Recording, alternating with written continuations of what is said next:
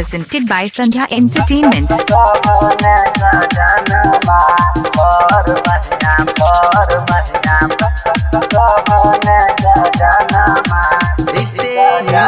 ओढ़नी आकाश में उड़ला कई गे बिना गबन सजनमा। ओढ़नी आकाश में उड़ला कई गे बिना गबन सजनमा। अधर बहिया पलंग पसुतला कई गे बिना गबन सजनमा। अधर बहिया पलंग पसुतला कई गे बिना गबन सजनमा। ओढ़नी आकाश में उड़ला कई गे बिना गबन सजनमा। अधर बहिया पलंग पसुतला कई गे बिना गबन सजनमा।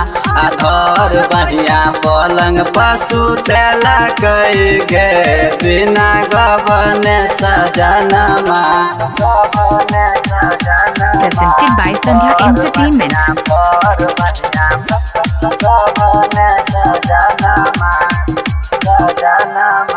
राति के सैया फनकल के दिवाली सैया फंगल। टूरी के बारी के किली के सिमाई सैया पारकल के। राति के सैया फनकल के दिवाली सैया फंगल। टूरी के बारी के किली के सिमाई सैया पारकल के।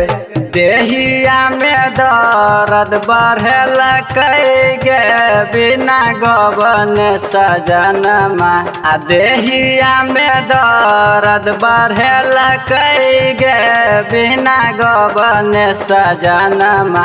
अधर बहिया पलंग पसुतला कई गे बिना गबन बलमुआ। अधर बहिया पलंग पसुतला कई गे बिना गबन सजनमा।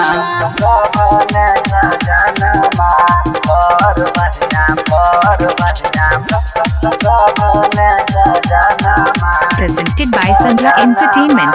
16 बरिस के रहे उमर सखी चढ़ गए सैया ऊपर गे। धई के पाजा सखी हमके गले उहो पलट गे। 16 बरिस के रहे उमर सखी चढ़ गए सैया ऊपर गे। धई के पाजा सखी हमके गले उहो पलट गे। बापू परदेसी नहीं बुझल गे मोहरा दिल के दर्द। घूरा न जादव नहीं बुझल गे मोहरा दिल के दर्द। अधर बहिया पलंग पसुतला कई गे बिना गबन सजनमा। अधर बहिया पलंग पसुतला कई गे बिना गबन सजनमा। यदि आप चाहते हैं संध्या एंटरटेनमेंट के सभी ऑडियो वीडियो देखें तो चैनल को सब्सक्राइब जरूर करें और बेल आइकन को दबाना ना भूलें।